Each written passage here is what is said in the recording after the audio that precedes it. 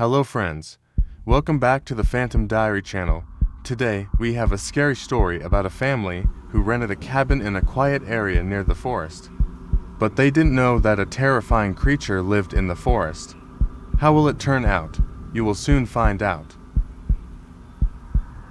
We rented the cabin for a weekend escape, eager to unplug and relax as a family. It had been a long time since we had taken a break, and the idea of being surrounded by nature with no distractions seemed perfect. The place was small but cozy, its wooden walls and rustic charm creating a sense of seclusion and comfort. It was tucked deep into a dense forest, where the towering trees and thick undergrowth seemed to form a natural barrier from the rest of the world. As we pulled into the gravel driveway, the last rays of sunlight streamed through the canopy, casting long, jagged shadows that seemed to stretch endlessly into the woods. There was something enchanting about the quiet, but also something unnerving. The absence of city noise was striking, replaced only by the occasional rustle of leaves or the distant call of a bird. By the time we unpacked and settled in, night had fully descended. The darkness here was different, thicker, heavier without the comforting glow of street lights. The cabin had a few old lamps and candles, which cast flickering light against the walls, amplifying the shadows. As we began to unwind, playing cards and sharing stories, I noticed how quiet it had become outside. No wind, no chirping insects, no distant rustling, just an oppressive silence that felt almost unnatural. I chalked it up to being unaccustomed to the wilderness, trying to convince myself it was normal. Then it came. An eerie, bone-chilling howl tore through the stillness, echoing across the forest like some kind of primal scream. It wasn't like any animal had ever heard, not the sharp cry of a coyote or the rumbling growl of a bear. This was different. It was guttural and raw, like the sound of something in agony or anger, but with an unmistakable edge of intelligence, almost human in its quality. It seemed to reverberate through the cabin walls, and my stomach clenched as a shiver raced up my spine. We all froze. My partner, seated across from me, met my eyes with a look that mirrored my own unease. The kids glanced nervously toward the windows, their game forgotten. No one moved or spoke for a long moment. I could feel my heart pounding in my chest, the blood rushing in my ears. My mind raced with possibilities, cycling through explanations and rejecting each one. A lost animal, a trick of the wind.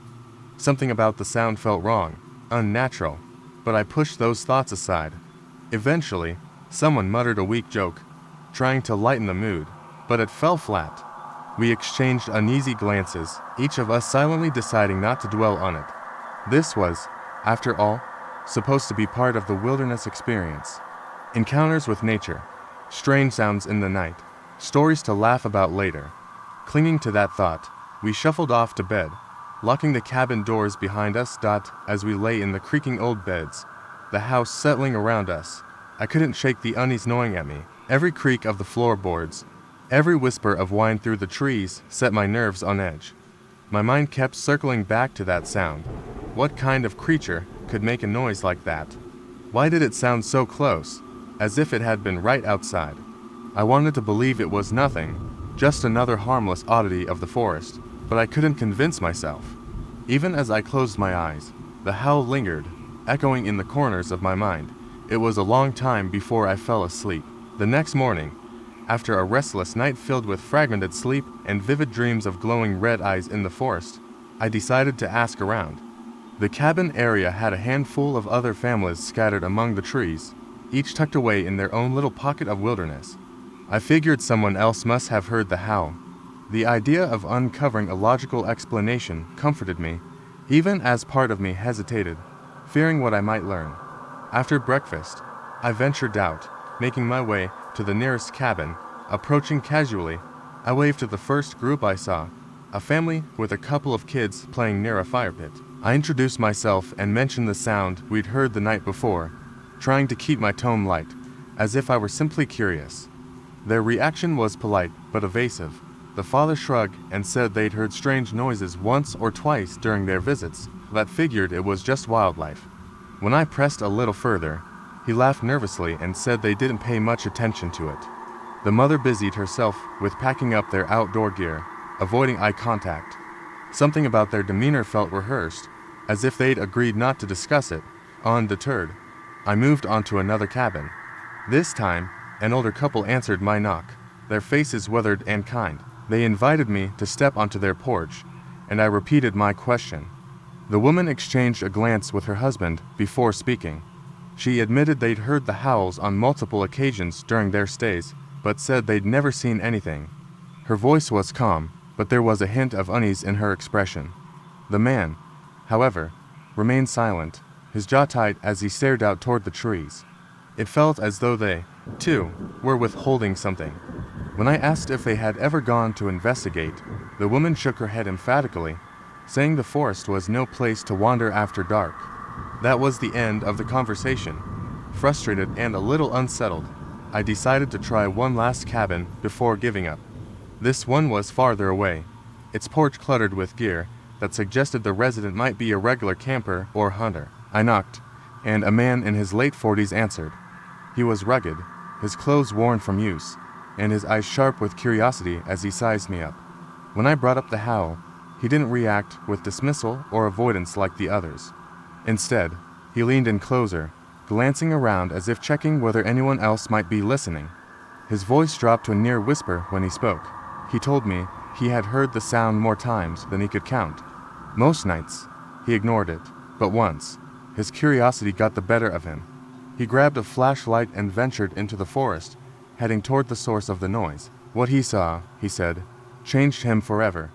At first, he thought it was a bear, a massive shape looming in the shadows. But as he got closer, he realized it wasn't walking on all fours. It stood upright, its fur matted and coarse, its height towering over him. What struck him most were its eyes glowing red. So vivid they seemed to cut through the darkness like hot coals. They locked onto him, and for a moment, he was frozen in place, unable to move or breathe. He swore the creature stared at him as if weighing whether to approach, then turned and melted into the trees without a sound. As he finished his story, his face paled, and his hands trembled slightly. He warned me not to let curiosity lead me into the forest, his voice thick with conviction. The way he described it, this thing was no animal and certainly no human. It was something else entirely. The look in his eyes as he spoke sent a cold shiver down my spine, one I couldn't shake even as I thanked him and hurried back to my own cabin. When I returned, I told my family everything. Their reactions mirrored my own unease, the kids' wide eyes darting toward the window as if expecting to see the creature right then and there. We agreed to take precautions that night, locking the doors and windows. We all crammed into one room, the kids' sleeping bags spread across the floor and the bed crowded with pillows. Safety in numbers was the unspoken logic, though none of us said aloud what we were truly afraid of. As the daylight faded and the forest shadows lengthened, the man's story played on a loop in my mind, and I couldn't help but wonder if those red eyes were already watching us from the dark. The second howl shattered the fragile calm we had tried to maintain, echoing through the night with a chilling resonance that froze us in place. It was louder this time, impossibly close, as if whatever made it was lurking just beyond the reach of the cabin's dim porch light. My heart pounded in my chest as I stumbled toward the window, my family huddling close behind me. The forest outside was an expanse of impenetrable darkness, the towering trees casting long, skeletal shadows under the moonlight. I squinted, searching for any movement, any sign of what could have made that sound. Then, cutting through the black, two crimson dots appeared, glowing faintly at first, but growing brighter as we stared. They were eyes, fixed and unblinking, their glow steady and deliberate. The sight of them made my skin crawl. Those eyes weren't like an animal's, wild and erratic. They were calculating, almost intelligent, and the longer I looked, the more I felt an inexplicable sense of dread settle over me. My wife whispered for me to pull the curtain shut, her voice trembling, but I couldn't move, couldn't tear my gaze away.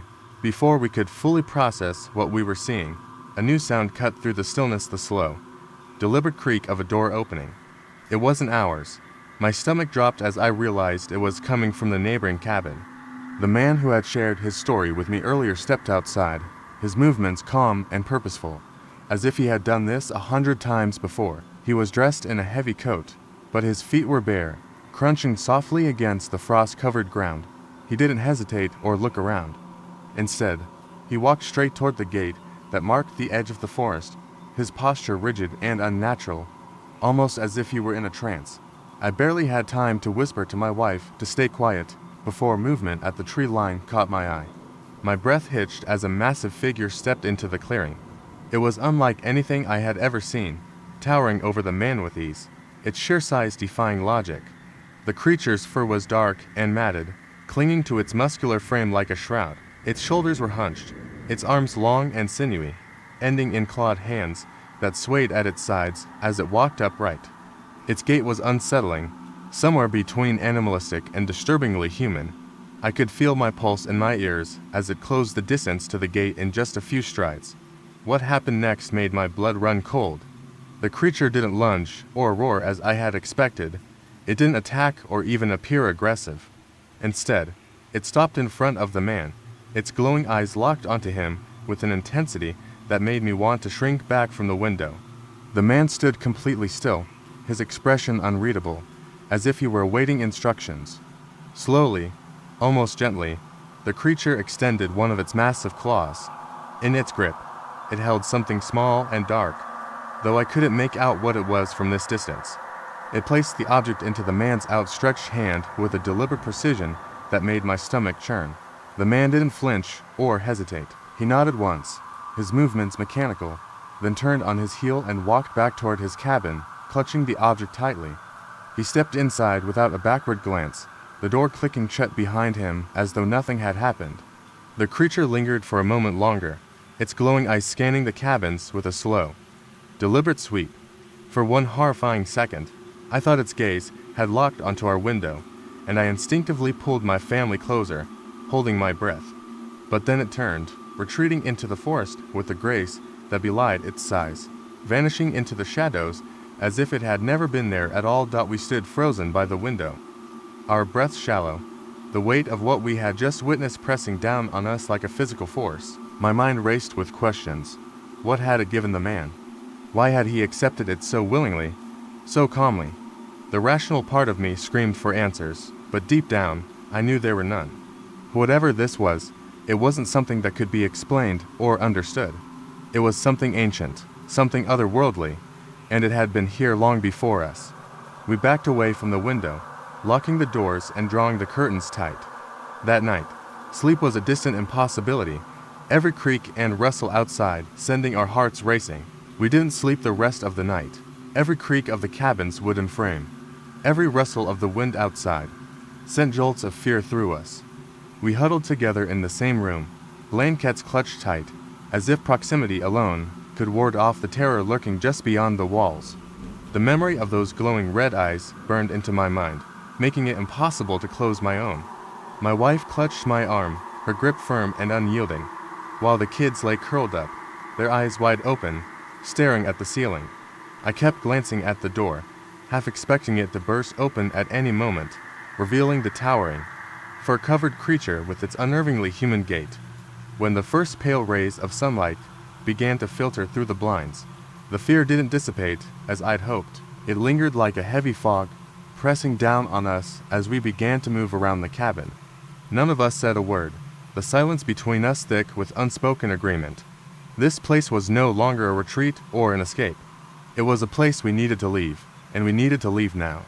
My wife started packing our bags methodically, her hands trembling slightly as she folded clothes and shoved them into suitcases. I gathered everything else in a hurry, the task keeping my mind occupied, though the gnawing unease never faded. Loading the car felt like a surreal blur. Every time I stepped outside to carry another bag to the trunk, I felt eyes on me. The woods stood silent and still, but the memory of that creature made the shadows seem alive, shifting and watching. I found myself glancing over my shoulder repeatedly, scanning the treetops, the edges of the clearing, anywhere something might emerge. My wife carried out the last of the bags, her face pale and set in a grim expression.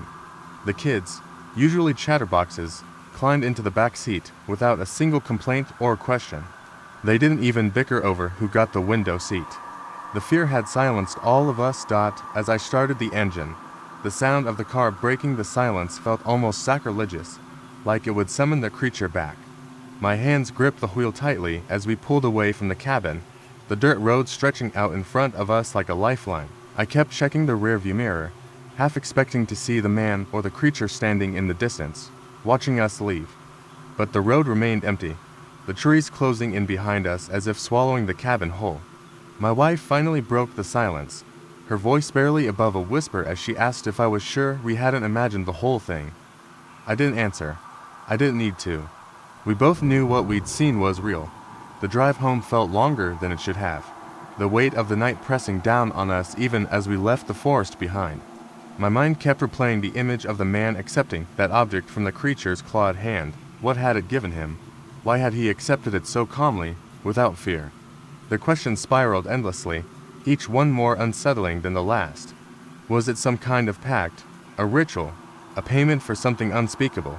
I couldn't shake the feeling that we had stumbled upon something we weren't meant to see, something ancient and deeply wrong. Weeks passed before we finally talked about that night in the cabin.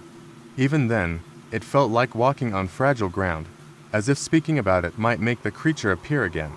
My wife admitted she had nightmares about those glowing red eyes, waking up in a cold sweat, convinced they were staring at her through the bedroom window. The kids seemed to move on quicker, though they refused to play in the woods behind our house anymore.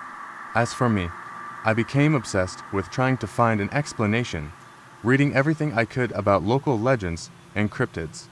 But no matter how many stories I read or theories I entertained, nothing came close to explaining what we saw. What haunts me the most isn't the creature itself, though its image still lingers in my mind. It's the man, the way he moved so deliberately, as if this was just another part of his routine. The way he seemed to know exactly what to do, unafraid, even cooperative.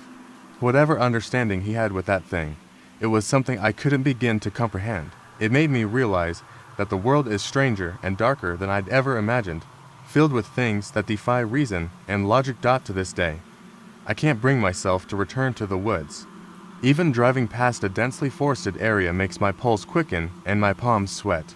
I keep thinking about the way that man had nodded to the creature, the silent exchange that felt more profound and terrifying than any words could ever be. I've come to accept that some mysteries are better left unsolved, some truths better left undiscovered. But one thing is certain. Whatever that thing was, it wasn't just an animal, and I have no intention of ever stepping foot in those woods again.